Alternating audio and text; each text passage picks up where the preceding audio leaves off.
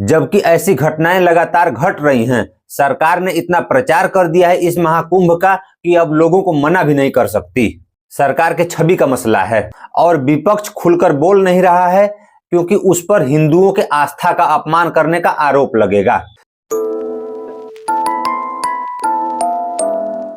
आज नुसरत फतेह अली खान साहब की एक लाइन याद आ रही है कि आग को खेल समझ रखा है परवानों ने, सबको अंजाम का डर हो ये जरूरी तो नहीं।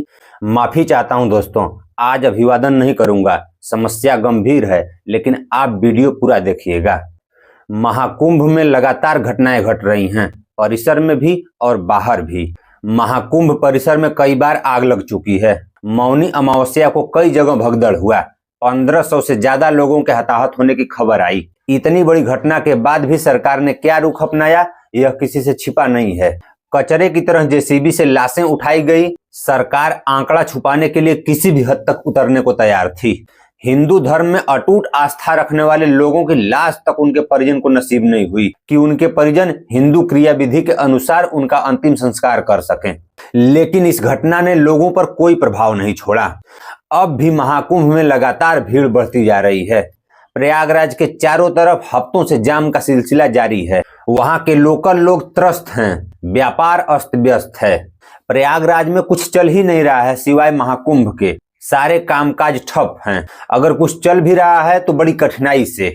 ये तो प्रयागराज का हाल है, लेकिन प्रयागराज के बाहर देश के अलग अलग हिस्सों में महाकुंभ का प्रभाव देखने को मिल रहा है।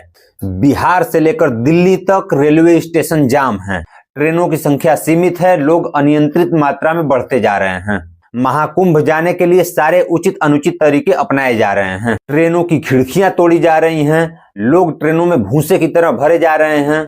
अब व्यवस्था इतनी है कि कहीं भी कभी भी कुछ भी घटना हो सकती है और अफसोस कि इन घटनाओं की जिम्मेदारी लेने वाला कोई नहीं है। इसी क्रम में एक घटना और घटी नई दिल्ली रेलवे स्टेशन पर।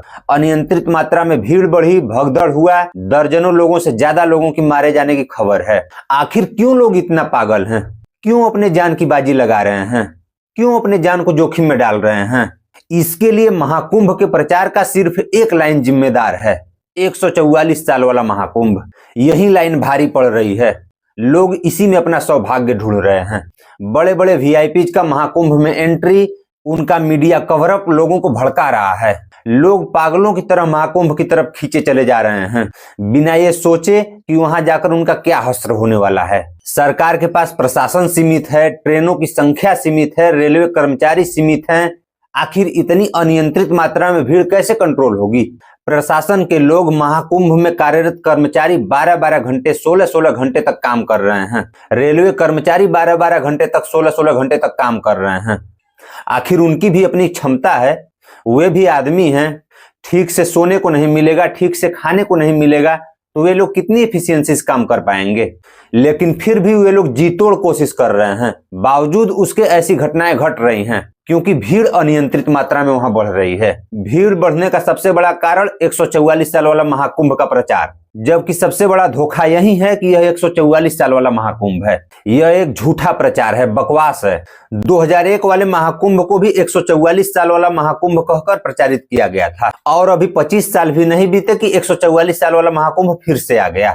मतलब साफ है कि सिर्फ राजनीति करने के लिए 144 साल वाला महाकुंभ बोलकर लोगों को उकसाया गया, बिना ये सोचे कि ऐसी घटनाएं हो सकती हैं। इसमें सरकार की व्यवस्था और सरकार का अनुमान पूरी तरीके से विफल रहा।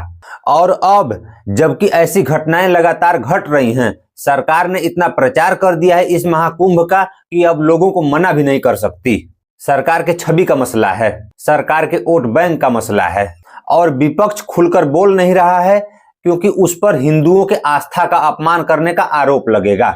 मतलब यह कि इतनी बड़ी भीड़ पूरी तरीके से लावारिस है। उनकी जिंदगी ऊपर वाले के रहमत पर निर्भर करती है। अगर बच गए तो ऊपर वाले की रहमत, नहीं तो उनकी किस्मत, उनका जाहिलपन। यही नियति है। क्योंकि जब तक महाकुंभ चलेगा, कितनी भी बड़ी घटना घट जाए, लोग समझने से रहे। धन्यवाद।